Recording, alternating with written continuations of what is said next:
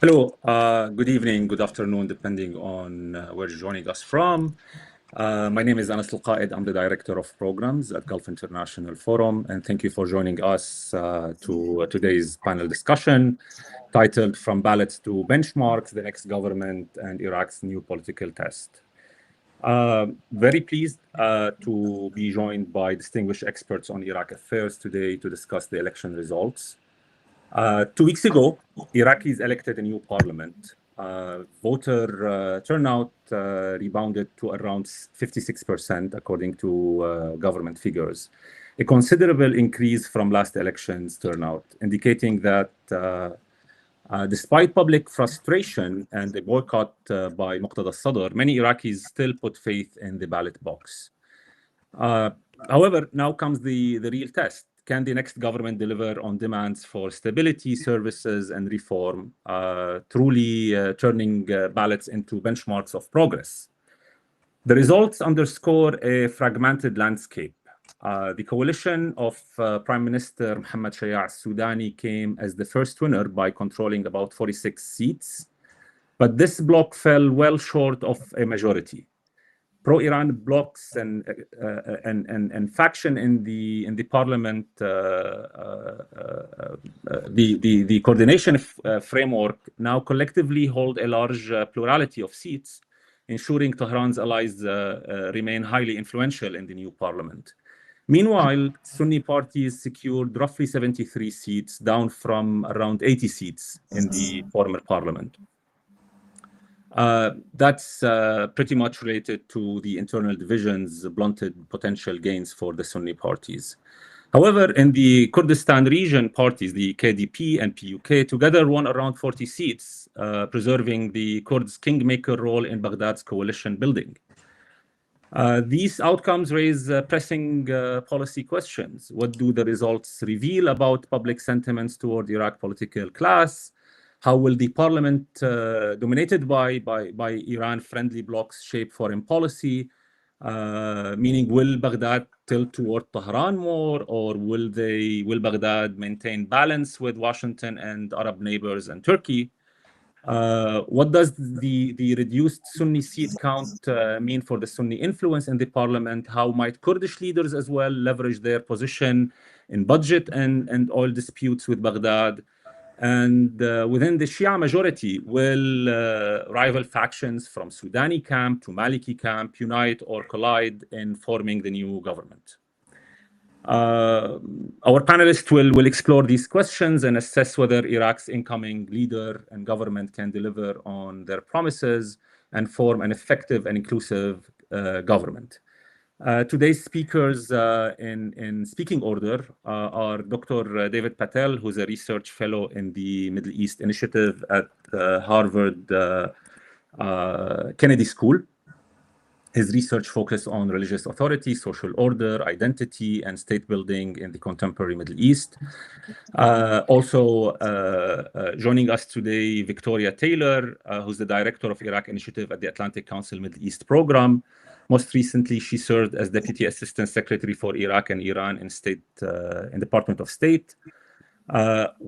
Also from Erbil, joining us, Dr. Shahla Al-Ghli, counterpart international countries representative in Iraq. She leads a program that focuses on strengthening citizen engagement and participation in public sphere, especially among women and youth. She's also, Dr. Shahla is also a non-resident scholar at the Middle East Institute. Our fourth speaker is Dr. Zeidon Al-kinani, adjunct lecturer at Georgetown University in Qatar, where he teaches courses focusing on the politics of the MENA region. He's also head of programs at Qatar Foundation CEO office and specializes in the influence of identity politics in the MENA region, particularly focusing on post-2003 Iraq. Thank you all for joining us. It's an honor to be on this timely and important discussion about Iraq's elections. David, if I may start with you and give us a general overview of the election results and the voter turnout, party performance. Sure. Well, thank you and the Gulf International Forum for hosting us here today. So as you mentioned, that the turnout was higher than people expected, 56%, but be really wary of those numbers because people like to show these graphs of turnout over time. 12 million Iraqis voted in this election out of 21 million who are registered. And that's important to note because a couple of years ago, Iraq changed how they report turnout. It used to be of all of the eligible voters, and then they moved to just the registered voters. So you should expect a drop. And then they also changed the registration system. Iraq moved to a biometric system. And about a third of eligible Iraqis either did not or chose not to register under that biometric system. So, yes, 56% turnout, but a third of eligible Iraqis aren't even registered to vote. 30 million eligible Iraqis and about 21 million registered. So that's an important thing to keep in mind. So the number isn't as high as it looks, and be wary of those people who track it over time. But I just want to step back and just point out that this is the 7th election Iraq has had since 2005. This political system that was born under occupation, it has survived a heck of a lot, right? Think about it. It survived intra-sect civil war, inter-sect civil war, the withdrawal of U.S. troops from Iraq. Think about what happened to Afghanistan when that happened. It survived the rise and fall of ISIS, the collapse of the Iraqi army at that time, the storming of parliament, a sustained protest movement, a Kurdish independence referendum, a really venal prime minister in Maliki. Despite all that, Iraq has had 7 elections, each of which was relatively competitive, inclusive in the sense of broad participation of different groups, different ideologies, different factions, and meaningful. Meaningful in the sense that there's real transitions of power after elections. Iraq has had 7 prime ministers during that period of time, and they're from different parties.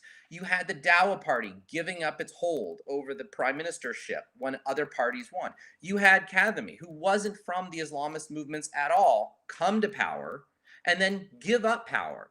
So Iraq is that rare place in the Arab world, perhaps the only place in the Arab world, where you actually see transitions in power partly based on election results. And that's really important. I think all the discussion we're going to have here today about this wheeling and dealing behind the scenes, all the flaws in Iraq's political system, I think it's important to keep that in mind, that elections have become a key component of the elite pact undergirding that Iraqi political system. The public mood matters. We'll talk about it. But really what holds us all together is the fact that these elite actors see their interests as being best served by participating in this electoral system, and it's stable. It's going to take a couple months, probably fewer than it took last time. It took 11 months last time to form a government. It'll probably happen more faster. But that long period of government formation, it's not a bug. It's a feature of this elite pact that these elections represent. So that's kind of the first thing. Just on in results, I'll just mention 2 things. We're going to go into a lot more detail, I think, over the next couple sessions, couple rounds about this. But Iraqis had lots of options.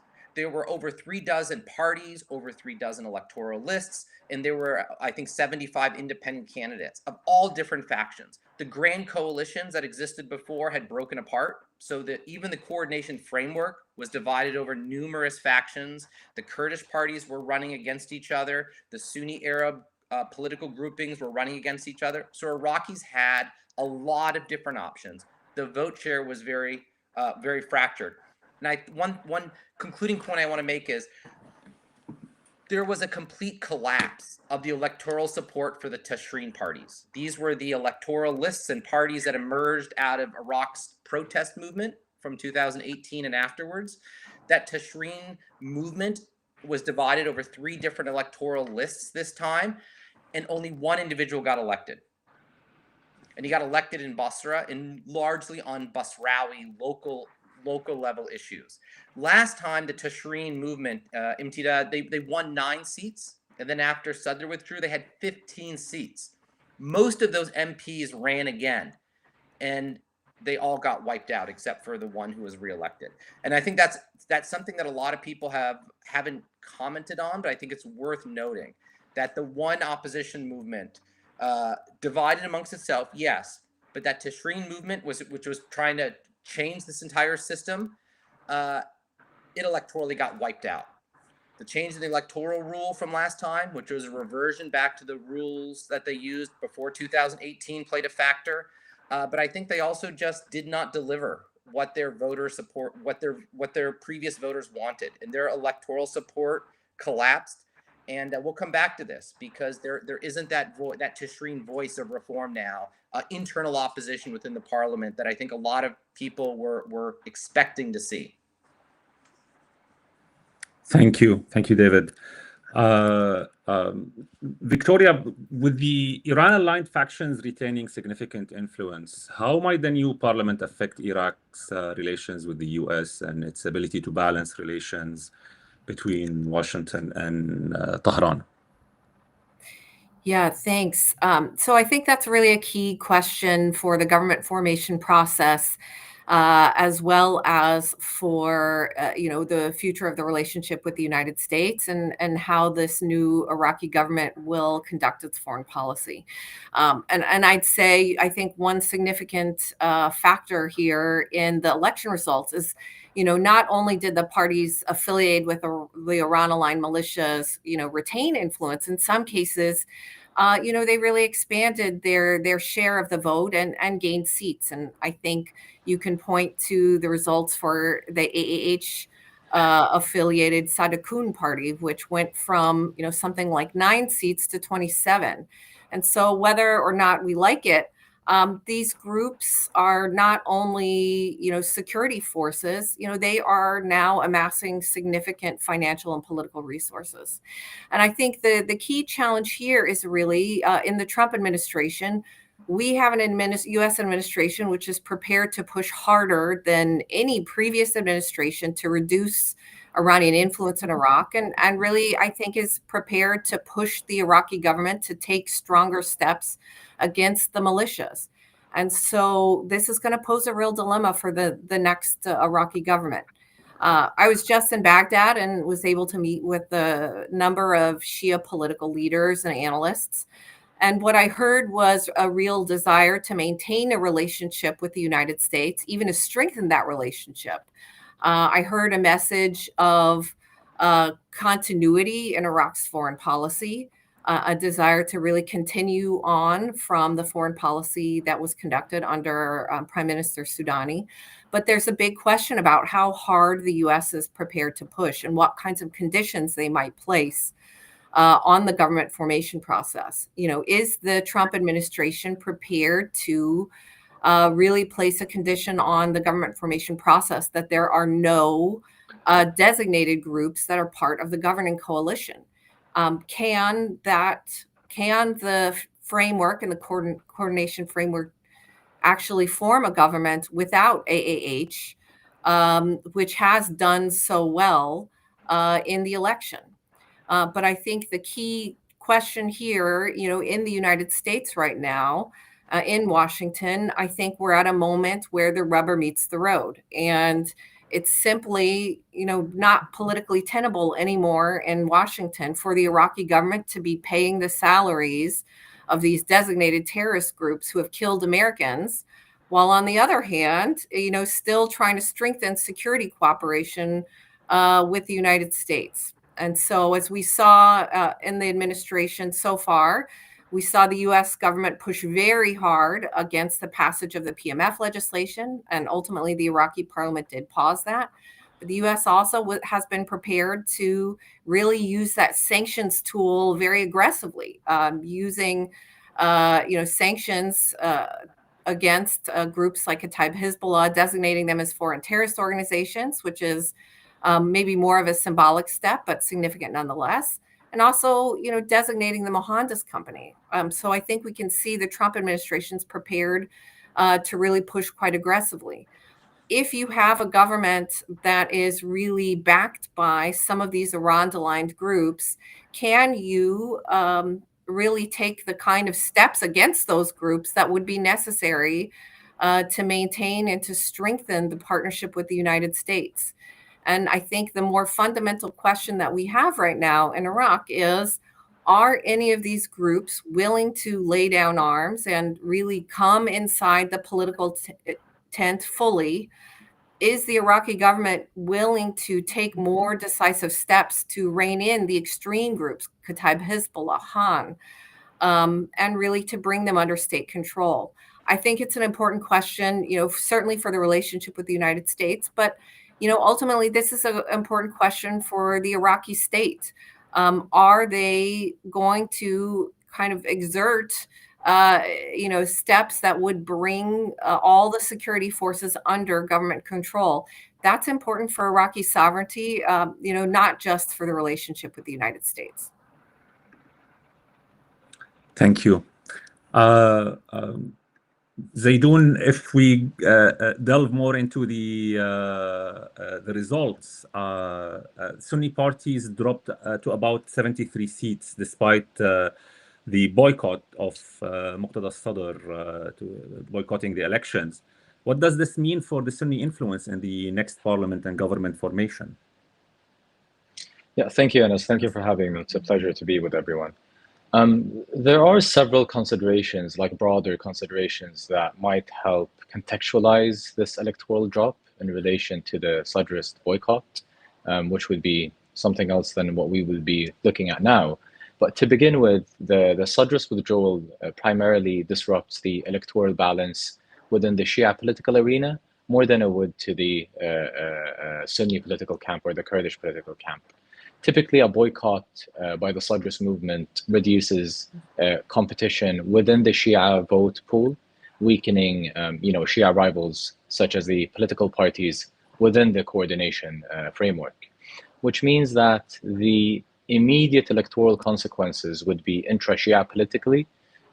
However, obviously, the wider political impact becomes more visible during the post-election government formation negotiations if we were to consider the impact towards the Sunni and the Kurdish political blocs as well. Now, with the absence of the Sadrists, the coordination framework emerges, if you may, as this uncontested representative of the Shia political elite, of course, strengthening its leverage, while Sunni and Kurdish political blocs confront a more polarized and rigid negotiating environment. And in this electoral cycle, two notable political developments have emerged within the Sunni political camp, both which could reshape the logic of intercommunal bargaining since 2003 or since 2005. First is the formation of a unified Sunni political body known as the National Political Council, making obviously a very rare moment of formal Sunni consolidation in contrast to the rivalries that occurred in the previous years. And second is the growing Sunni political discourse, which most visibly articulated by former Speaker Mohammed al-Halbousi, calling for the Iraqi presidency, which was long held by Kurdish political parties, to be transferred to a Sunni political nominee. These developments are significant for multiple reasons. One would be that the National Political Council is widely viewed as the Sunni analog to the Shia coordination framework formed after 2021 elections. However, and I know a lot of people might disagree with this, unlike Shia and Kurdish political blocs, Sunni parties do not typically adopt explicit communal identifiers in their official branding. Of course, their reluctance to do so could be rooted in a self-presentation strategy that avoids overt sectarian labeling, even though their organizational behavior and electoral basis clearly reflect Sunni political interest in a similar way to the Shia and the Kurdish political parties. However, the council's formation reflects an increasingly open Sunni embrace of collective bargaining practices, long normalized among Shia and Kurdish elites. And of course, to look at this furthermore, the new Sunni consolidation marks the first meaningful attempt in years to overcome deep internal divisions within their camp. And that would be in parallel to the intra-Shia and the intra-Kurdish rivalries that had been intensifying since 2018. Now, these internal fractures have long challenged the assumption of group homogeneity that was embedded within Iraq's constitutional logic, commonly referred to as the Muhassasa system.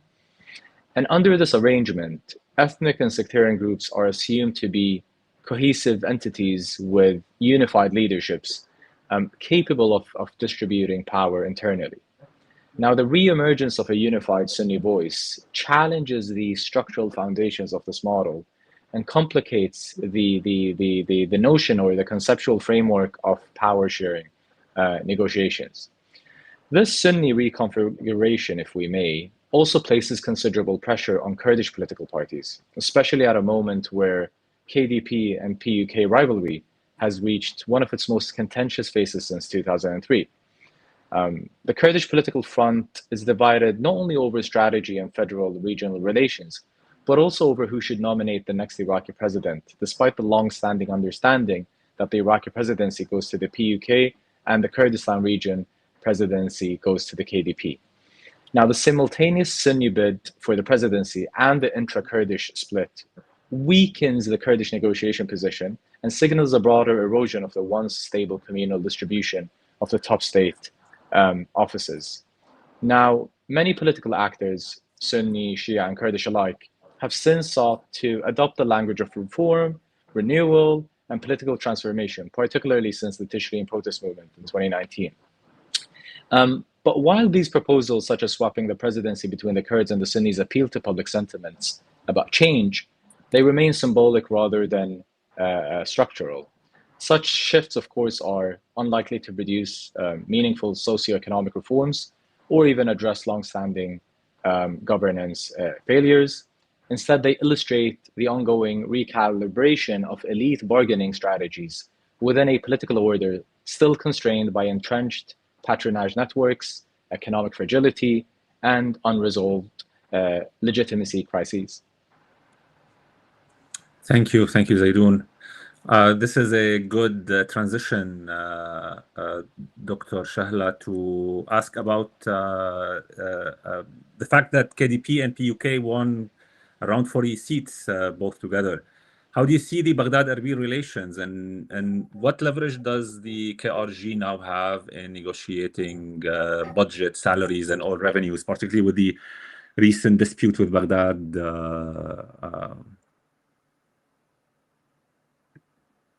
Thank you, and thanks a lot for everyone for such insights. It's very interesting. Iraq political marketplace, usually, specifically during government formation, it is about voting and seats and turnout and who consolidated power where, but it also as important as the issues of regional dynamics and international dynamics as well. The KDP supporters pride themselves that they got more than 1 million votes, and there are several factors that put together for the Kurds in general that created a package of leverage, not only leverage, one leverage. And here are the dynamics for that. That package of leverage can be divided among internal dynamics, domestic dynamics, and regional and international dynamics as well. For example, if we take the KDP, as I said, in terms of votes, they got more than 1 million votes. As a one political party, they pride themselves to be #1 across Iraq for that. Second, they got the highest vote in most strategic province outside the Kurdistan region, with Nainawa. Altogether, if we look at the seat mapping for KDP, it's not about only the 29 seats they got for the votes in Erbil and Duhok and Suleimania, Kirkuk, and Nainawa. It's also about the fact that out of nine quota seats for the faith-based communities, 4 of them, KDP has won 4 of these seats. PUK, they have they maintain their more or less their number of seats, but they added more consolidation of power in Kirkuk. So the Kurds, domestically, they constitute an important part of the equilibrium of power in Iraq's political marketplace. The international or regional dynamics, we all know how the Middle East has been a volatile region since, specifically recently, since 2 years, let's say.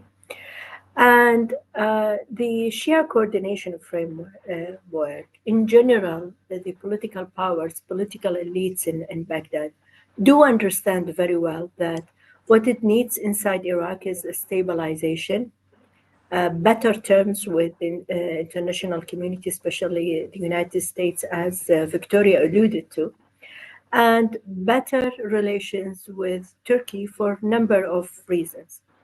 Also, elites in Baghdad are concerned about the rising power of a Sunni Syria right at their border, annexed to the western provinces, Nainawa and Anbar, majority of Sunnis. Under this framework, the Shia coordination framework prefers to revive and strengthen the Kurd-Shia alliance inside Iraq in order to stabilize the domestic politics, and in order and have a kind of a ripple effect on the regional stabilization for Iraq's role and weight and the problems that Iraq is facing among this volatile, among these developments, security developments in the Middle East.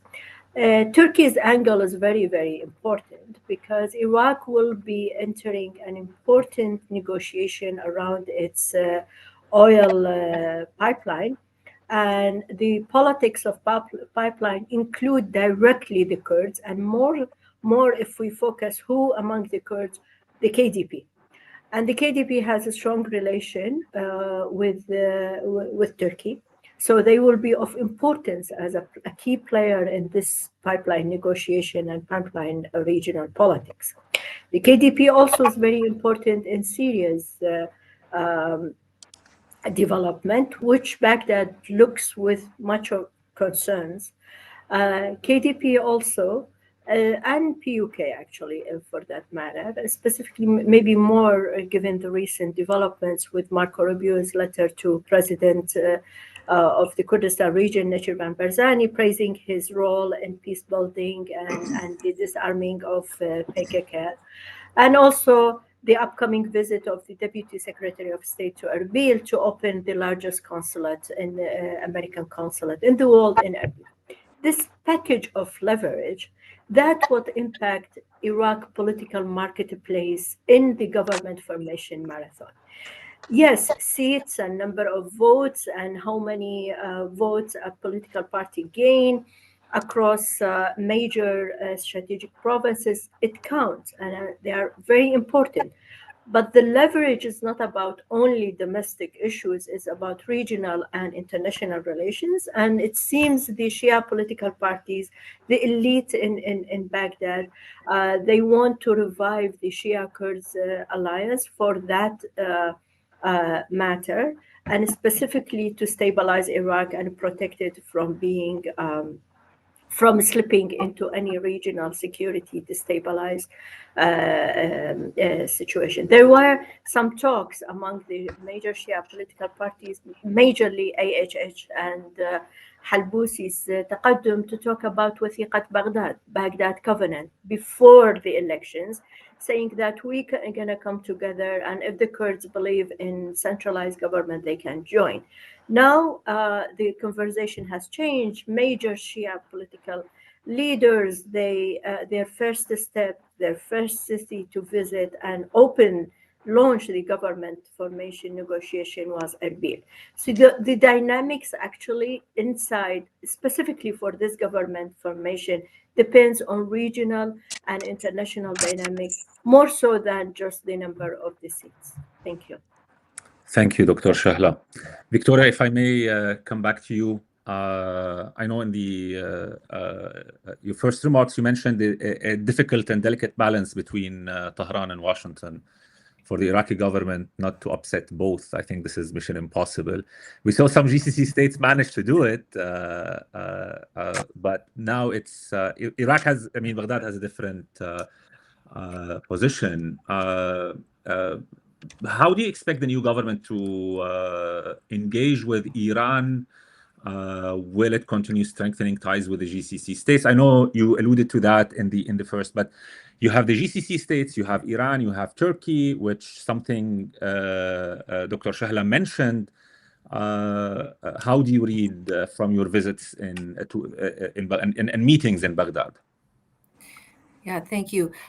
So I think what I heard overall from my meetings in Baghdad, really across the board, was a message of continuity in Iraq's foreign policy, a desire to continue pursuing, more of an independent Iraqi foreign policy that is, balancing relations, strong relations with the United States, but also maintaining good ties with Iran.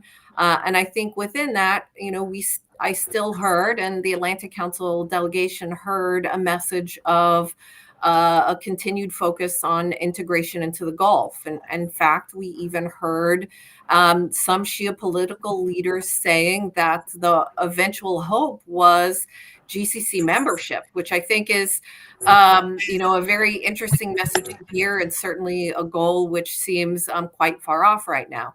And I think, since I heard this from a number of the political leaders and analysts, I think, it's becoming a consensus behind this direction in Iraqi foreign policy.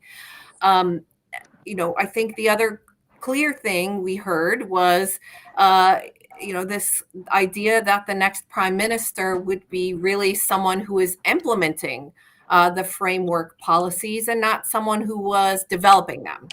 And so I think, the consensus behind this foreign policy, plus the idea that the prime minister is really an implementer and not a decision maker, leads me to believe we are going to see quite a bit of continuity there.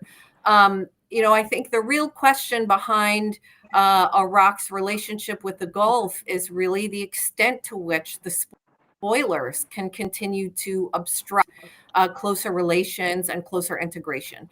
And I think we've seen over the past several years that these Iran-aligned political actors, the Iran-aligned militias, can continue to act in ways really at critical moments that undermine the efforts from the prime minister and even the major Shia political parties towards that kind of integration. I think we saw that when we had the decision by the court, prompted by a lawsuit by some of these Iran-aligned actors that, undermined, the validity of the Core Abdullah Treaty right ahead of the moment when Soudani was set to have a major dinner with other Gulf leaders. And I think the question then is not only one of the Iraqi government intent and the Iraqi government foreign policy, I think it's also a question for the Gulf. Can Gulf leaders and Iraqi leaders find a way to overcome the spoilers? Can they find a way to continue to act in ways that further real political and economic integration? Or can these somewhat fringe and extreme elements continue to act in ways that will obstruct and undermine that integration over time? And certainly I understand, Iraq-Kuwait is really the key factor here. And I've had an opportunity to discuss Iraq-Kuwait with a number of Kuwaiti leaders. I understand there's a painful history and a number of really concrete issues that need to be resolved with the Iraqi government. But I would argue that the best way to really undermine the power of these groups and secure Iraq's orientation more firmly towards the West and towards the Gulf is actually to really lean in more heavily towards integration. Thank you, Victoria. David, if I may come back to you with the absence of Muqtada al-Sadr and the boycott, actually, of the elections. How did this shape the final outcome, especially the gains of the coordination framework parties? And do you think he's planning to play a particular role in the coming years? I know this is a difficult, the most difficult question to predict what Muqtada al-Sadr is planning. Muqtada, he's like the Baba Yaga of Iraq, right? He plays all these different roles. So the last election in 2021, it played to the strengths of the Sadr movement, and it revealed their strengths and the relative weaknesses of the coordination framework, whom we just asked about. In the last election, they reformed the electoral system partly to help the protest movements, the Tishreen protesters who are participating. Last election, they went to a single non-transferable vote system with 83 districts, with 3 to 5 members, seats in each of those districts. And Muqtada Sadr and his movement crushed it with that electoral system. They ended up getting only 10% of the vote, but won 23% of the seats. They won 73 seats, despite having half as many votes as they did in the election before then, when they ran with the Iraqi Communist Party. Why? Because Muqtada's movement was extraordinarily capable of identifying whom their voters were. They created an internal registry of everyone who received support from their charitable network. And then they developed an app to coordinate their voters on whom to vote for within districts. And so they didn't waste any votes. Muqtada, his movement was able to tell people within the same district, you all vote for this person, you all vote for that person. They brilliantly exploited the women's quota and got a number of women elected, including in Sunni majority areas by using the quota rules. And so they were incredibly successful at identifying their voters, mobilizing and coordinating their voters. And the coordination framework is the exact opposite of that, right? Even in this election, it was divided over lots of different actors, lots of different parties. They're competing against each other, wasting votes. So the Southern, they changed the electoral rules back to the PR system with 19 governance, 19 now, and that's one of the reasons why Muqtada didn't participate, because his seat share would have gone down considerably under the return to the old electoral system. And it allowed the coordination framework to do what they do, which is competing against each other, be fractured, be divided, buy in tribal voters and other people. Remember, Muqtada, he got 73 MPs elected last time, and it took months of government formation process. And in June, he told all 73 MPs, resign your seats, and every single one of them did. His 73 MPs resigned from parliament in June. Those seats were reallocated, and the coordination framework, their number of seats doubled, and it grew to 130 seats, and that's why we had a government in Iraq that led by Sudani, and it's because Muqtada resigned. And so his organization has all the strengths that the coordination framework doesn't. And this electoral rule system played to the CF's relative, it didn't hurt them as much as the previous electoral system did. So what's Muqtada playing at? You ask 10 people and you'll get 10 different takes on Muqtada, what he wants. He's playing the long game, right? He's no longer in this political system. So he's not responsible for the government and the corruption of the government and the incompetence of the government. So he's leaving himself that wiggle room that he can criticize it from outside. And he will be. He has said he will. His people did not. They didn't participate, but they also didn't disrupt the election in any way. And he says he will hold the government accountable from outside. So he's playing that role. But he's also holding out the opportunity to play an alternative role within the system in the next election or in the future. Currently, Iraqi governments, as we'll talk about, are formed through co-associational power sharing agreements. And during the last government formation process, he proposed a different system. He said, let's form a majoritarian government and leave some people out. So he also is leaving open the option of participating in future elections, but bringing a different style of governing, where you do have clear responsibility among elected officials over who's behind the government, who's supporting the government. So he's keeping a lot of different options open. And remember, he's younger than a lot of these other politicians we're talking about. He's 52, 53. He's going to be there for a lot longer. So he is playing the long game. And I think he's actually in a relatively, he's in a strong position going forward, depending on what role he wants to play. And finally, let me just say, there's 47 million Iraqis now. It's a very large population. All Arab countries, they say they have a youth bulge, but Iraq's is extreme.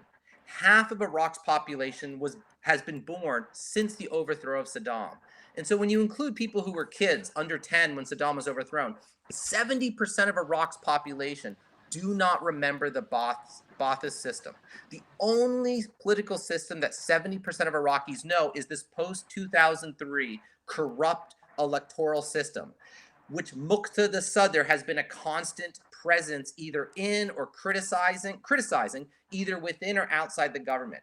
And so I mentioned in my earlier comments the collapse of the Tishreen protest movement, electorally at least, and how it looks like a lot of their people who were elected lost support in this election. Muqtada Sadr is in many ways the sole face of opposition to the system. And don't underestimate his influence going forward. The elections show that his support is small, 7 to 10% of people who turned out in the previous election, but we don't really know how a lot of these really young Iraqis who are going to shape every single election going forward because of the sheer size of their numbers, how they view him and what he represents in their mind, being outside of the system or when he participates, trying to change that system from within by forming governments on a different basis. So watch this space, as they say. Thank you, David. Zeidon, if I may come back about the formation of the government, Sudanese bloc performed strongly, but Maliki and other aligned factions also gained a considerable number of seats. How unified or divided do you expect the Shia camp to be in forming the next government? Well, speaking of the Shia camp, the intra-Shia political rivalry or diversity, if you may, isn't a recent development that was tied to the current electoral cycle. It's been a core feature of the post-2003 political order. From the outset of the new system, the Shia political landscape has never operated as a unified bloc. Instead, it's been characterized by competing parties, movements, clerical authorities, and even armed factions, each claiming to represent Shia interests while pursuing their own political and institutional interests and agendas that may clash on other sides of the spectrum. This fragmentation obviously is a structural outcome of Iraq's consociational model, if you may, as David mentioned, which incentivizes competition within groups as much as between them. But the period following the 2021 elections brought this rivalry to perhaps its most critical point. Governmental formation was stalled for almost a year due to the sharp divide between the coordination framework and the Sadrist movement over whether Iraq, as David mentioned, should adopt a majority government, which was pushed by Muqtada Sadr, or preserve the traditional consensus model preferred by the coordination framework, which also include different Kurdish and Sunni political parties being divided over which side they would be, or which reform they would prefer by being with, or following the same traditional element, which was the consensus. Now, of course, this deadlock underscored how intra-Shia tensions can paralyze the broader political process across the spectrum and destabilize the government formation. And with the Sadrist movement currently absent from foreign politics, the internal dynamics of the coordination framework have now become more visible, revealing rivalry within the alliance itself. So it's not just a intra-Shia political rivalry anymore. It's now an intra-coordination framework rivalry. And obviously this development was expected. The coordination framework isn't a cohesive political organization. It's a coalition of diverse actors united primarily by their opposition to Sadr's political approach at the time. Unlike the Sadrist movement, with its centralized leadership and cohesive mobilization structure, the coordination framework is a loose umbrella group whose components retain their own political bases and priorities and strategies. And this pattern of fragmentation within Shia politics is also not new. Former Prime Minister Nouri al-Maliki distanced himself from the Islamic Dawah Party by forming the State of the Law or Dawlat al-Qanun coalition at the time, positioning himself as this independent Shia power broker at the time. Similarly, former Prime Minister Haider al-Abadi also created the Al-Nasr coalition as an alternative to both Maliki and Dawah around 2018. These examples highlight a recurring tendency where Shia leaders who attain their premiership often seek to build autonomous political capital and reduce dependence on the existing Shia elite networks. So Prime Minister Sudani and his current trajectory fits within this pattern. His symbolic efforts to balance his role within the coordination framework while gradually expanding his political autonomy are not unprecedented. Some would claim that his success would depend on two factors.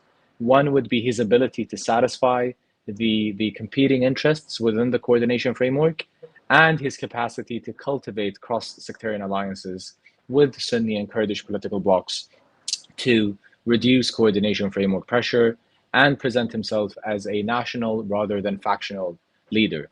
Now, importantly, the coordination framework is not merely a newly assembled coalition.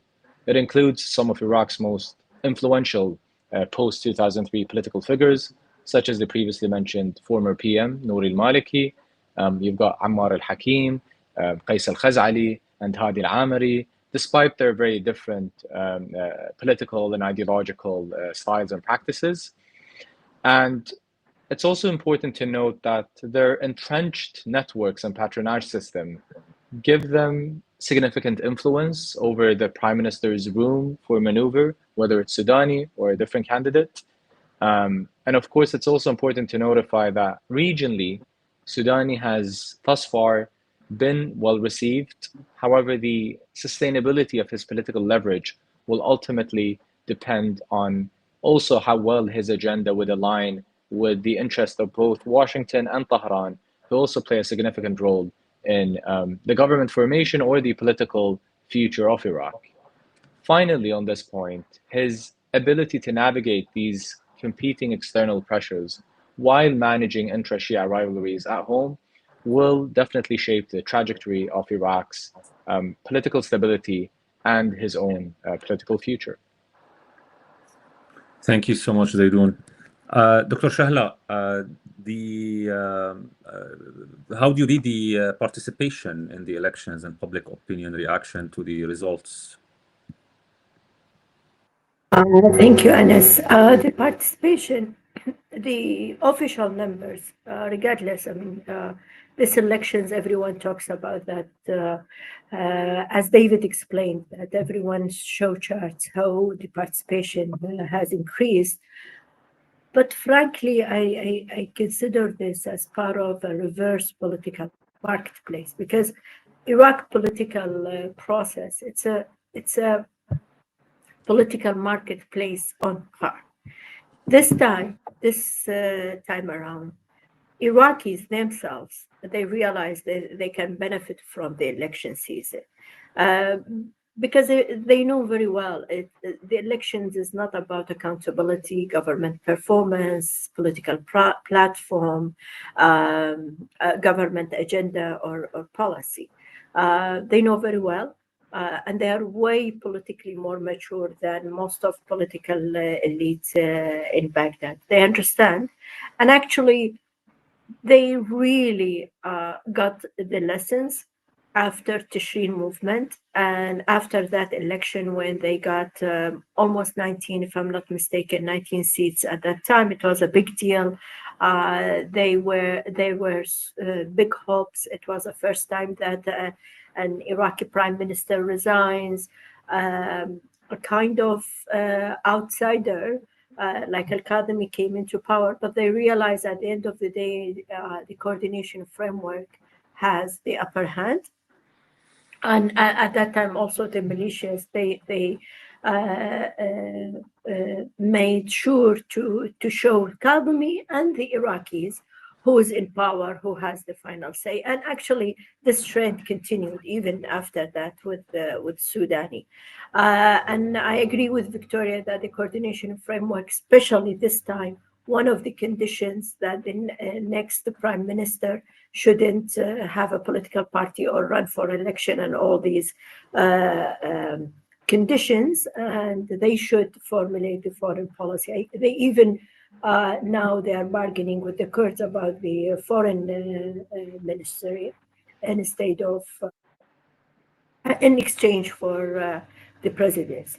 Going back to Iraqis read this picture very well. And during the elections, it was, as I said, a two-way political marketplace. It was about who provide the tactical benefit, financial benefit, who can provide very quickly pave the streets in front of my house. And regardless who is the political affiliation, and it was prominent, the scenes on TV, on major Iraqi political talk show. You see various types of candidates doing service delivery, small projects in a village or in a remote area in Misan or in Basra or Qadisiyah or Muthanna and elsewhere. So that speaks into how Iraqis views the election. There were financial incentives as well. So the increase in participation, it's more about these issues than real belief in the ability of election to create political shift in Iraq or get into government with more accountability and less corruption. Iraqis' major concerns nowadays, if you look into the social media and if you look into the political talk shows and the public opinion, they are concerned about corruption and its major headline more than who is going to be the prime minister of Iraq. Because they know at the end of the day, that prime minister will come from a specific faction and the speaker from the other faction, while the president usually from the Kurds. So they know the drill. What's very important for Iraqis nowadays is corruption, and since a few days there is another big scandal in one of the ministries, and the news about this big scandal is evolving, and everyone is focused on that rather than the government formation. Also, the second important thing for Iraqis, again, is the regional development. What happened in Lebanon 2 days ago? What does that mean for the revival of more security concern and hostility? How Iraq can protect itself? The third important factors for Iraqis, given that the majority are public employees, whether the salaries will be paid on time or not, the oil prices in a volatile or market also, it's very important for Iraqis. In general, Iraqis consider elections as a repetition of the same, recycling of the same names under different political banner. At the end of the day, there is a huge disparity. There is the trust gap between Iraqis and their government, Iraqis and the political process in general. It's a huge. And it seems on the more optimistic note, if we consider the silver lining in this, the political elite in Baghdad, they realize this. And they know they need a stabilization in the upcoming, they anticipate some storms in the region, in the Middle East, and they need political stabilization. So what they are promising out of this government formation, first, it will be quick, and it will no prolonged and marathonic type negotiation. Most analysts, most major political leaders, they are talking about having a government formed by 8. Which means by end of February 2026. Second, they are talking about stabilization, better relation with the Kurdistan region, giving more rights to the Sunnis. So the rhetoric that's coming out of this government formation really focused on more stabilize the country, try to pacify the public opinion regarding corruption and all that. To wrap up, in general, Iraqis, if I conclude my remarks, they lost hope since Tishrin. And there is no, if we call the liberal or more moderate factions within the Iraqi society, there is no leadership to put them together and try to run for elections, because there is no belief in the process itself. Especially this election, it was elections of billionaires, not millionaires. The amount of money was spent in this election deprived, it doesn't give any hope for any independent candidate or candidate outside the political pact in Baghdad to run. Thank you. Thank you, Dr. Shahla. I have a question about the elections law. For those of us who were in MEPS, in Erbil, this is a topic that was raised several times by keynote speakers and in the panels. More or less a reason to encourage more participation in elections. And I think there is some partisan interest as well. Any comments anyone would like to comment on this topic that obviously of interest for many political parties? Well, very quickly, if I may.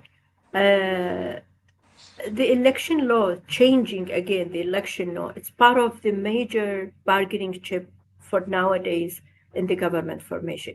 The KDP, Maliki, and other factions wants a new election law after the government formation process, because they feel like they have the highest votes, but these votes were not translated into actual seats.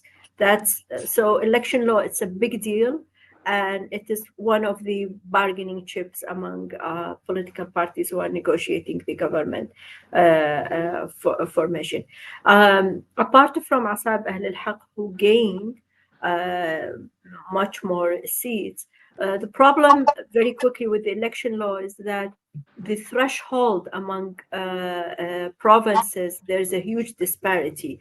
You need like 40,000 votes in Erbil to get a seat, while you need 4,000 or 5,000 votes in Basra or elsewhere to get a seat. So that disparity in the election threshold really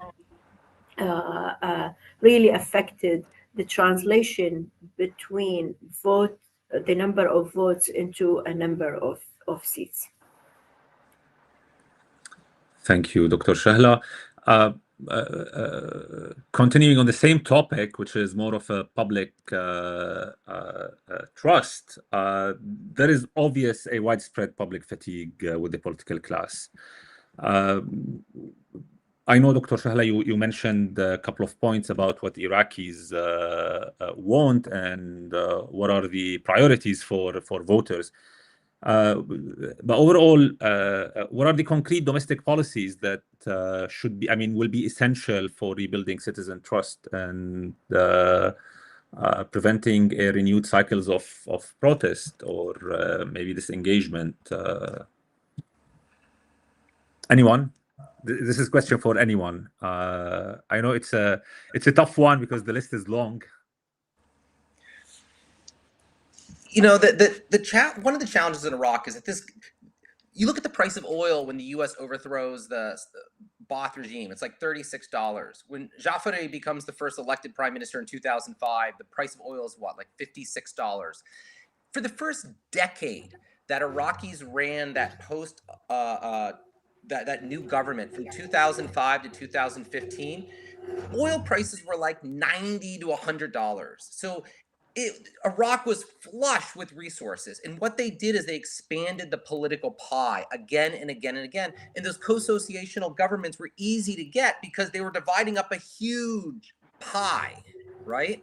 People like to compare Iraq to Lebanon, but the difference is in Iraq, they're dividing up a huge pie. In Lebanon, you're cutting up a little piece of baklava, right? So they may have similar co-associational and sectarian dynamics, but Iraqi politics for a decade was about doling out jobs and benefits, and that's what it is in an oil state.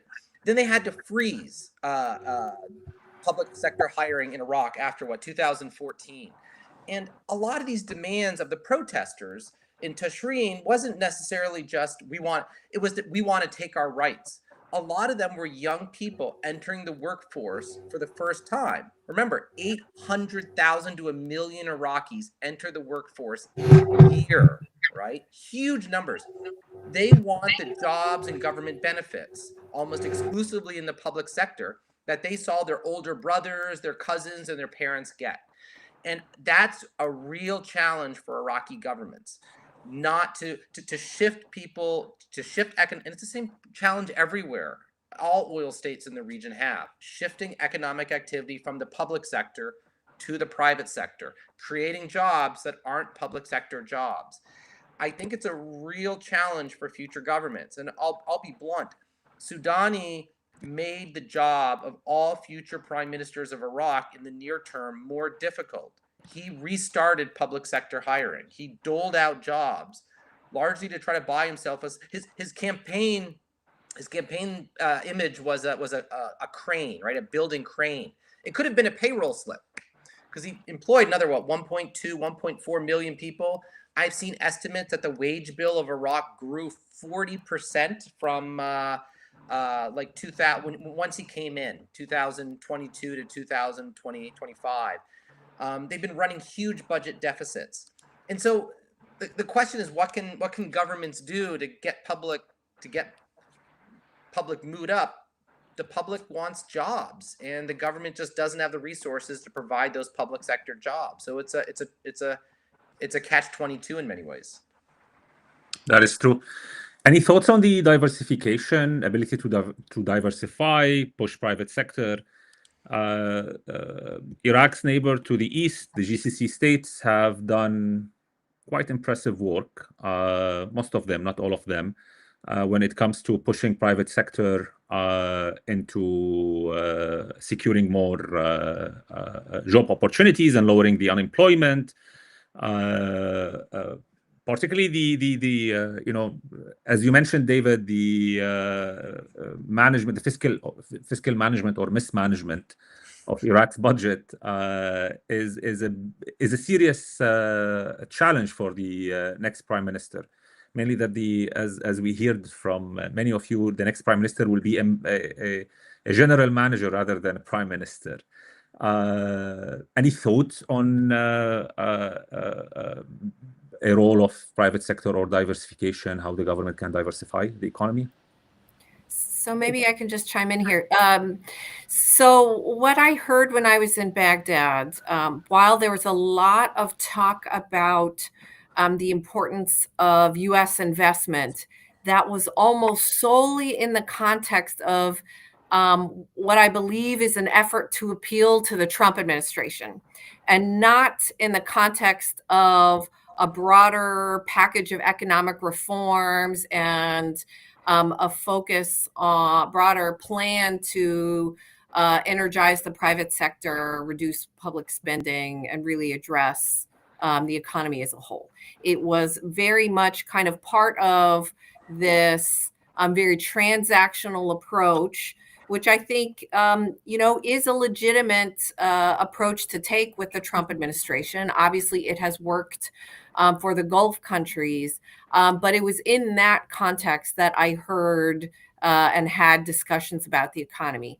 You know, a real interest in trying to attract U.S. investment, to make deals with U.S. companies, but not a focus on how improvements could be made to the investment climate and to the overall economy, so that U.S. companies would themselves make investment decisions to enter the Iraqi market.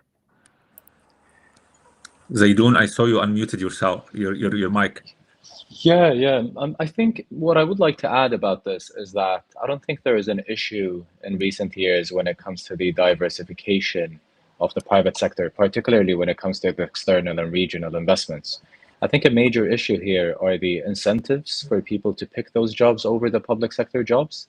Many Iraqi citizens are preferring lower salaries within the public sector over higher salaries in the private sector, due to the lack of the connectivity of the private sector jobs to the pension scheme. So people feel more guaranteed and feel better security, a long-term security with the public sector job. So it might take us to a conversation where is the government intention, or are certain governments intentionally avoiding creating that connectivity with the private sector, given that's one of their major political leverage over constituents or potential voters? But it seems like the conversation over finally acknowledging or recognizing the private sector jobs is being closer to the table. It's becoming more realistic over time, given that the oil prices wouldn't always be in the favor of an oil dependent or an oil rentier economy, assuming that, of course, you'll have a government that would want to avoid such an economic crisis in the future. Dr. Shahla? Thank you. The diversification issue, apart from the fact the Iraq as rentier state and on the public side, the rentier mentality, which is very well known, and Iraq presents a rentier state and rentier mentality par excellence. But there is also another important thing. Baghdad mindset of the governing of the country is about controlling oil revenue, because through this it controls the peripheries and put the country together. There is no political platform or assimilation or integration of all components of Iraqis into citizen-based state policies. So what Baghdad sees oil and oil revenue and government employment as a tool to control and keep the country together. Baghdad's problems in terms of power sharing and oil revenue sharing is not only with the Kurdistan region. If you talk to the governor of Basra, he has a long list of how Baghdad is intervening in the smallest thing related to Basra, even the stadium of a football stadium, the revenues of that stadium as well. So the point about rentierism in Iraq and diversification, it is yet to be thought of clearly and seriously by Baghdad political elite because of governing mindset in Baghdad.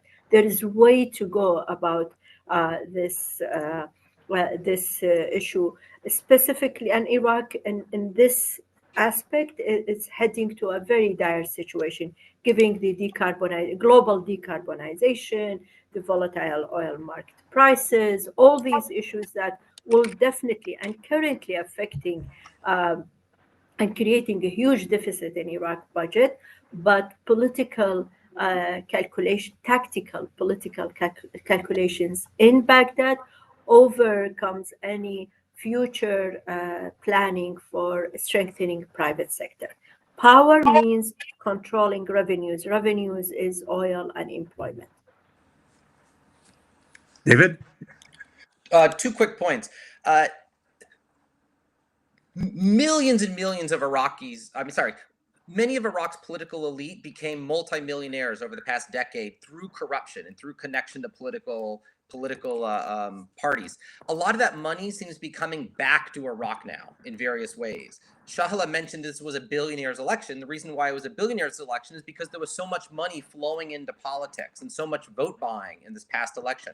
But a lot of that money is also coming back in investment in Iraq. In a largely unregulated sphere where malls are going up without any oversight or any regulation, which is why some of them collapse very suddenly. But so there's a lot of money pouring back into Iraq, and I don't think we have a good grasp of what that's going to do in the economy and in terms of diversification going forward. But there is capital, there is resources, and it's not just Iraqis from abroad, it's Iraqis living in Iraq pulling their money back in from Europe and from the UAE in particular. Second point I want to make is my colleague at the Middle East Initiative, Ziad Dawood, he's a senior fellow, he's an economist. He always reminds me that Iraq's break-even point is basically $56 for a price of oil. When the price of oil is above that, tranquility in Iraq. When the price of oil dips below $56, there's crisis, because that's the point at which Iraq can't pay its wage bill, which includes the pensions and everything else that Zeidon mentioned. And look at the price of oil today, right? We're hovering right around that point. And so we can do a lot of complex political analysis to explain stability in Iraq, but I think ultimately at the end of the day, that price of oil makes an enormous difference. Iraq's budget, I think, is based on an $80 projection, which is not what we're likely to see for the foreseeable future. Thank you so much. I have 5 more minutes. I want to address 2 more questions. Both questions are the old and new questions. The first one is the role of the PMF and state non-state actor relations in Iraq. Any comments on this? How do you see the upcoming government with the election results is probably dealing with this topic? Particularly, it is a topic of serious interest for both Tehran and Washington, 2 big players in Iraq. Victoria, any comments? Yeah, sure. I mean, I think just to kind of bring this back to one of the comments I made earlier, I think there's a real question about whether a Trump administration can countenance a government that has a coalition that includes designated terrorist groups. And so I think we have to ask how strongly the Trump administration is going to press on this point. Certainly, it might be easier to exclude, KH, Han, some of these other smaller parties. But when you have AAH getting 27 seats, I think it's a much bigger question about whether the coalition and whether the framework could legitimately exclude them from the coalition. And so I think this is really a key element here, whether the Trump administration is going to place a very firm condition here, whether the coalition framework would be willing to, I think, respond in a favorable way to such a condition. And then, ultimately, are we at a point where a group like AAH, where Qais Khazali might actually consider kind of making a Shara-like transformation in order to be a legitimate political actor on the international stage. And so I think, this will become a little bit clearer as we see the government formation process forward and as the U.S. government makes its own red lines very clear.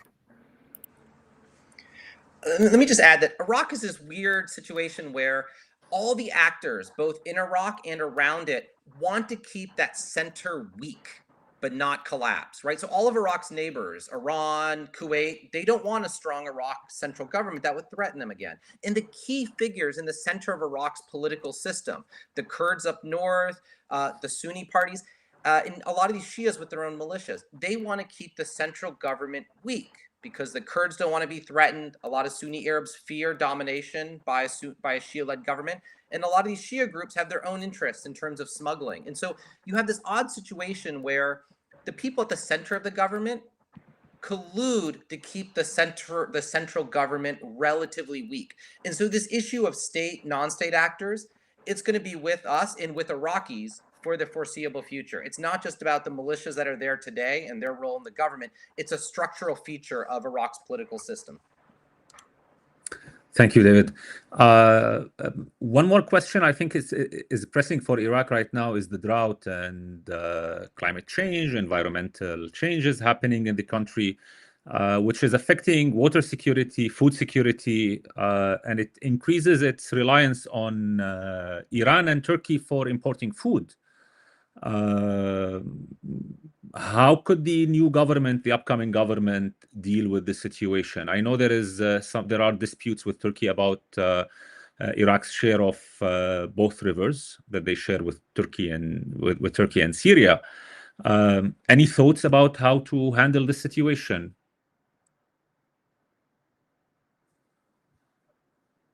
It's a tough one.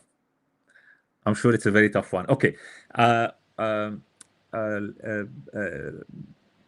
Then let me move to the concluding remarks. I think we are at 12:15. If there is any message of priorities for the new government and the new parliament, what would be this message, whether if it's domestic politics, regional policy, relations with the US and other international partners, economic as well, power sharing. I know there is a lot that the new government can, so many recommendations that the new government can hear from all Iraq experts. If I may start with I mean, a reverse